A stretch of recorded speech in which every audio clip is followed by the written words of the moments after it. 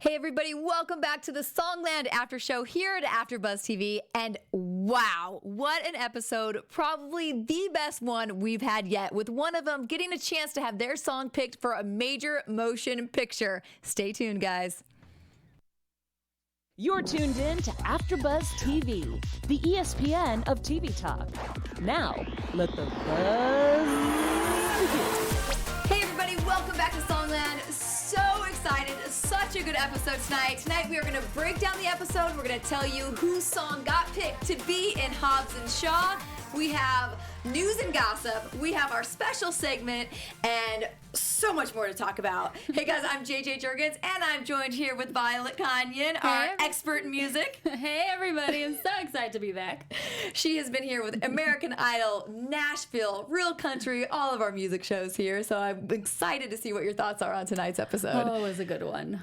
Definitely a good one. Would you say your favorite so far or just a good one? So I think it is my favorite so far. And we always try to pick which one is not going to be chosen. We couldn't do it this week. And I think this was the first time since the show started. So good stuff. Yep, I agree. All right, well, let's get right down to it. So Aloe Blacc was the guest star, which amazing. Love him so much. His voice is so ridiculous. It makes you feel things you didn't think you're capable of feeling. And you're just like, what's happening to me right now? So, yeah, he's so good. It's a fantastic way to say it. Yeah.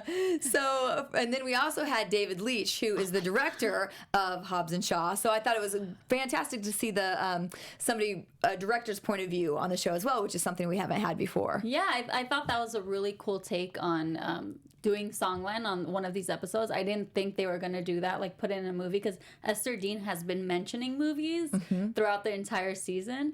And I thought that was really cool for us to see it, how it's actually done and how much input the director might have. And he's like, oh, this scene and this part and like this dynamic between the characters. So I thought that was really cool. Well, licensing and placement is such a big part of music today. Yes. I mean, we use it at the television level and then to see it in the big film level. So I think that added just even another element of excitement and pressure, to the show tonight. Well, so first up, we had Kyle Williams, who's from Oklahoma, and he sang his song, I'm Just Getting Started. What were your thoughts on Kyle's song? Wow. From the beginning, I thought his first version was perfect. I was like, what are they going to do to make this even better? And honestly, not to judge anybody or, judge a book by its cover or anything, but I was not expecting that swag and that vibe and that voice to come out of him. I was blown away from that. And his song, his lyrics were perfect. I thought the melody was amazing. And then when they start going at it, I was like, oh my God, they're making it better.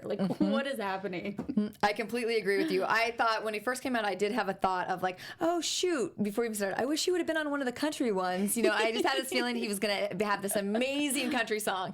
And then same as you, as soon as his voice started, I wrote down, I was like, I love his attitude. I love his voice. I just loved everything about it. And he had that hook that got in your head right away. And just you could see the movie action unfolding as he was singing. Exactly. I totally agree.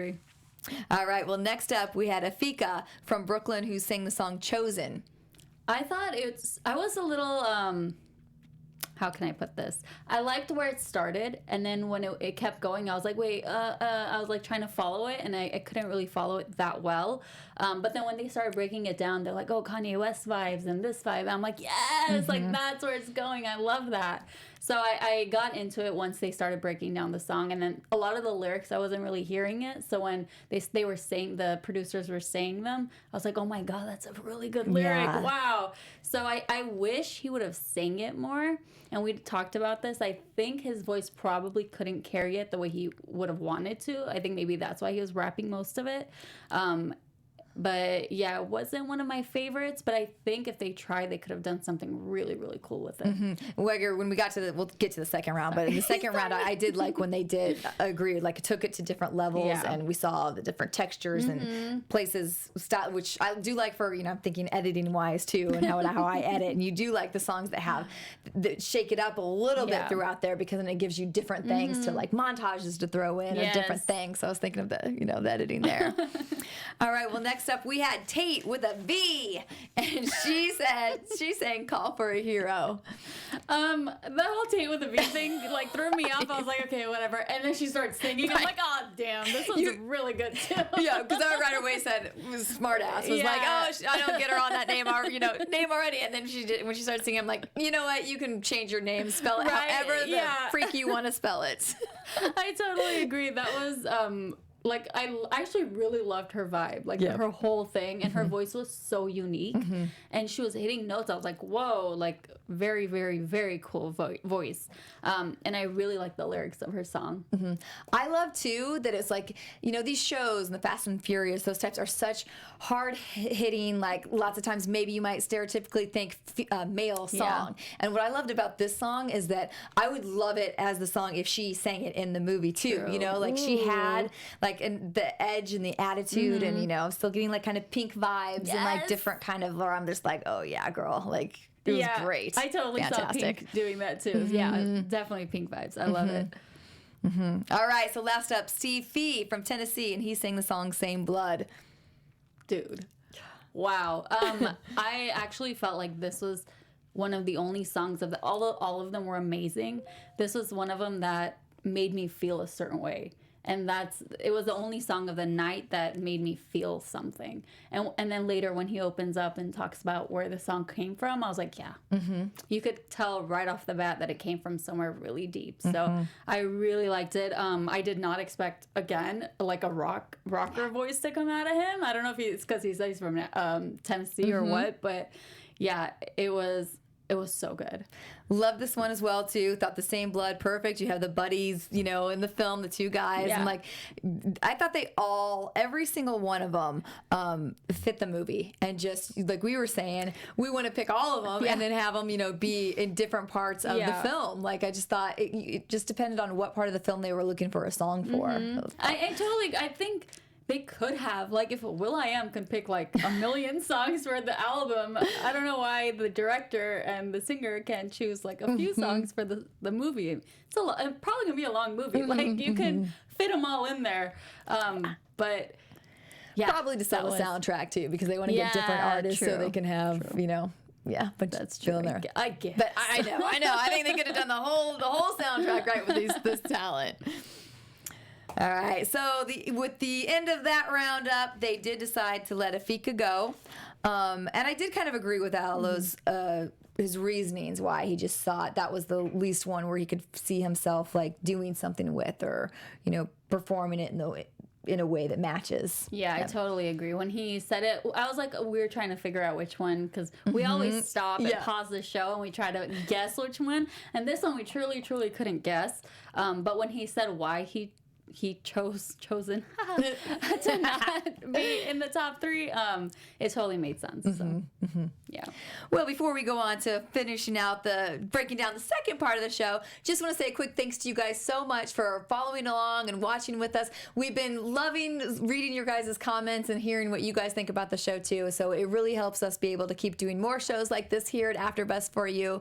And there's all kinds of different shows. If you like dramas, comedies, whatever you're looking for, we got it here at AfterBuzz. So go ahead and check out the other shows at AfterBuzz.com, AfterBuzzTV.com, and then rate and comment. That really just helps us keep being able to do these for you. We love it. So. Yeah. All right, so let's go to the next round. So we have Kyle working with Ryan, we have Steve and Shane, and we have Tate with Esther. And wow, they all freaking brought it. I feel like when the producers, I don't know if they choose who they work with, or I think it's who they kind of felt the most. It's always the perfect pairing. It's like this show gets it right every single time. Of course, they put the Oklahoma guy with the Oklahoma guy, like Teddy and Ryan Tedder and Kyle. I thought that was a cool way to do it. I honestly thought this episode they didn't change it as much as they have in the past, and I love that. I was like, oh yeah, I remember that lyric, I remember that part, I remember that lyric. I think they just took what was there and just made it a little bit better, because they were all so good. I was like, what are they going to do with these songs? So Completely agree with you. That was a note that I had too. Just thought that, because I know sometimes even like the song title gets changed or the whole, all the lyrics, you they know. keep one line. And, and this time, they were spot on right out of the gate, and then they just so much fun again to see them just elevate it to the next level. And I always love watching the artists as well when they're watching the people take their. I mean, that has to be the coolest feeling to be in that room and have your song, and then have all these great start just. You know, sometimes I'm like, do they feel like, oh damn, I love that part, or oh man, I like worked so hard on that, but then you're like, dude, this person has so many hits under their belt, let them do whatever they want into the song, just like Tate said. She's like, let her do whatever she wants. I respect her that much. So I love that they do that, and I love that the artist loves it too. Me too. Well, let's talk real quickly about each one. So what did you think about Tate and Ester? I'm not hearing what changed. I don't know. I feel like they flipped a couple of the parts, and I think they flipped the chorus a bit, but I felt like it was the same song, like just a better version of it. Yep. Yeah, I thought. Yeah, I would have to watch it again too to find out exactly the things she did. But I just know I put loved it. Yeah. I put down here. And then Kyle and Ryan. Same. I mean, this one was really hard to break down because they just took like maybe one part and like made it when he got up and he's like, Ryan Tedder got up while Kyle was singing. I think like those little moments are probably so important for the singer and the songwriter and the producer as well, that maybe as a listener, I don't catch them. But then when we see like Ryan Tedder's reaction to that little tiny moment, you're like, yes, like that just made the song. Right, when he's up. Yeah. I think probably the one I saw the most was with Steve and Shane, because having the gospel added in, it just gave it such a strength and such just more belly in there and gut. Yeah. I totally agree. When Steve was singing his original version, he was doing the same blood and then that little same blood right after it, and I was like, that's kind of losing it a little bit. So when the chorus came, like the chorus came in, and I'm like, whoa. Yeah. Whoa. Agree, because I thought the first round too there was a little weakness to the song where I'm like, you're like going, but then it's kind of fell off a bit. Yeah. But this, you picture them. You could picture them like carrying each other out of the explosion, and, all that stuff, that funny stuff. So it was fun. Oh, well, what a freaking great show. So ultimately, Kyle gets picked. Yay. I did have him start. It was very difficult to pick, but I did pick him as my favorite at this time. I honestly thought Steve was going to win. Yeah. Yeah. And? Well, they both did win! Love it when they give us a little surprise. I know. They do. So it's great. So at the end, they did announce that Aloe recorded both for the soundtrack. So you can get those both out. I think the soundtrack's out now. Yeah, out now. Yeah. And you can also hear Tate's wherever you stream your music as well. But I love that they both got on the soundtrack. Oh my God, I was so happy. I wish all three did. Honestly, I really do. They were so good, but 2 out of 3 ain't bad. Yeah. Come on. I agree. That's like, for us fans, it's awesome. And that movie does come out on August 2nd, Hobbs and Shaw. So you guys can go check it out and listen for the songs and just enjoy it over and over. Yeah. Pretty cool from them that The Rock gave them a call during the episode. Dude, The Rock. It's freaking, oh my gosh, I can't. And I love how they responded as well. They were just as excited as I think we would be if we got a call from The Rock. I mean, if you're watching, you can call anytime. Yeah, but I digress. But yeah, that was awesome. Yeah, just to imagine that The Rock maybe somewhere in his gym pumping iron to your music is pretty fantastic. Mind blown right now. Yeah. All right. Any other thoughts on this episode? Just a really cool episode. I can't wait for the episodes to come. I feel like they're getting better and better each time, and I'm so excited to be learning about all of these amazing songwriters that we probably wouldn't have heard about otherwise. So I love this show. Yeah, I agree. And it's really going to be fun to, like he said, that they're all going to have careers and hope that this knocked down a bunch of doors for them. And so I think that is going to be fun to keep these guys on your Spotify and watch how, how their careers grow. Yep. Yeah. All right, well, let's do our special segment that we do here. All right, just got to pull it up on my phone real quick. So, since we love to go behind the scenes of songs that you love, but you may not know the songwriting inspiration behind them. So, tonight, courtesy of Violet, we have I Will Always Love You by Dolly Parton. Oh my God. All right, this 1973 song. It might come as a surprise, but Dolly Parton's song I Will Always Love You is not actually about a romantic relationship, as would be expected by the title. The song is actually about a professional breakup with her mentor, producer, and duet partner, Porter Wagoner. Wagner discovered Partner in 1967 and offered a permanent role on his television show, The Porter Wagoner Show. Together, the pair topped music charts, but Parton had always dreamed of having a successful solo career. Wagner didn't want her to leave, so she told him the best way she knew how was with her music. Oh my God. That's... Damn. Yeah, good stuff. All right, and I believe you have some news and gossip for us tonight. Ma'am. AfterBuzz TV News. I love our sound effects. Me too. Okay, so the show, the Songland, is going on a 5-week hiatus. This comes as a complete shock for us. I don't know about all the fans, but they're coming back August 14th, and they're changing their nights to Wednesday nights instead of Tuesday nights. And it's shocking for me, at least, because it's one of the top NBC shows right now. And they've had multiple hits since the premiere, so all the songs that are coming out are actually making the charts, especially Greenlight. That song is killing it right now. And it's just every week it's improving ratings. 12th most watched show and top 5 among viewers 18 to 49. So I think that is a huge accomplishment. Yep. That's a tough so audience big. to get. Yes. Too. We don't have big attention spans. So this is really, really cool. So yeah, what do you think about the hiatus? Well, we were crushed by it because Yeah. we love coming here and doing this show, and we love our Tuesday nights.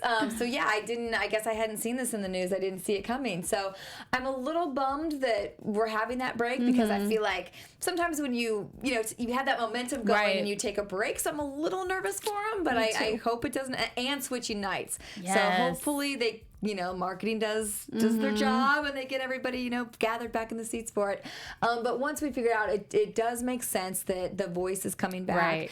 So they're going to lead this up every Wednesday night up until The Voice returns. So that makes sense. It makes sense. So I guess. But we're still sad. Yeah, I guess we'll let them do it. All right.